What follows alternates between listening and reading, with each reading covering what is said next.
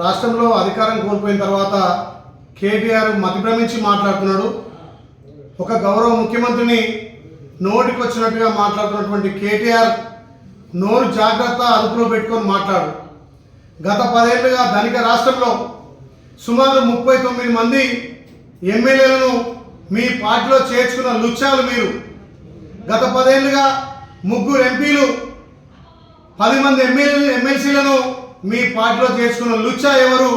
మరి మతిభ్రమించి మాట్లాడుతున్నావు. ఇలా కాళేశ్వరంలో స్కామ్ చేసిన లుచ్చాలు మీరు. ఈ కారేసులో దొంగగా దొరికిన లుచ్చా నువ్వు. మరి నువ్వు లుచ్చాయి, మిగతా వాళ్ళని లుచ్చా అంటున్నావు. ఆడబిడ్డను చూడకుండా ఇంట్లోకి వెళ్ళి గెంటేసిన లుచ్చావు నువ్వు. ఇలా మా గౌరవ ముఖ్యమంత్రి నుంచి అవాకులు చవాకులు పేరుతున్నావు. త్యాగాల మీద ఏర్పడ్డ తెలంగాణ, ఇలా అమరవీరుల త్యాగాల మీద తెలంగాణ ఏర్పడితే భోగాలు అనుభవించిన లుచ్చాలు మీరు. లుచ్చాన్ని సంబోధిస్తుంటే తెలంగాణ ప్రజలు ఇలా నవ్వుకుంటున్నారు. కేటీఆర్కు అహంకారం, నీ అహంకారం వల్లనే తెలంగాణ ప్రజలు నిన్ను, మీ అయ్యను, మీ బావను ఇంటికి పంపించినా మీకు సిగ్గు శరం వస్తలేదు. ఒక గౌరవ ముఖ్యమంత్రిని పట్టుకొని మాట్లాడే భాష నాది.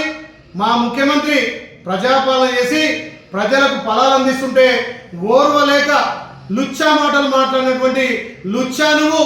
ఇలా మా గౌరవ ముఖ్యమంత్రి మాట్లాడుతున్నావా? కాంగ్రెస్ పార్టీ రేవంత్ రెడ్డి అచ్చాయి అని చెప్పి ఇలా తెలంగాణలో అధికారం ఇచ్చిన ప్రజలు, ఇలా తెలంగాణ ప్రజలు ఇచ్చినటువంటి తీర్పును గౌరవించక, ప్రతిపక్ష హోదా నిర్వహించలేని, అసెంబ్లీలోకి వచ్చి చర్చించని లుచ్చాలు మీరు.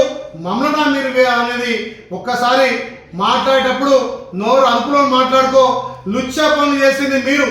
10 ఏళ్ళు ఎమ్మెల్యేలను, ఎమ్మెల్సీలను, ఎంపీలను, పార్టీలను మీ పార్టీలో చేసుకున్న లుచ్చాలు మీరు.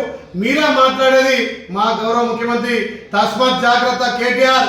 రాబోయే రోజుల్లో నిన్ను, నీ పార్టీని మొత్తం పూర్తిగా బొంద పెడతారు. పార్లమెంట్లో గుండు సున్నా వచ్చింది.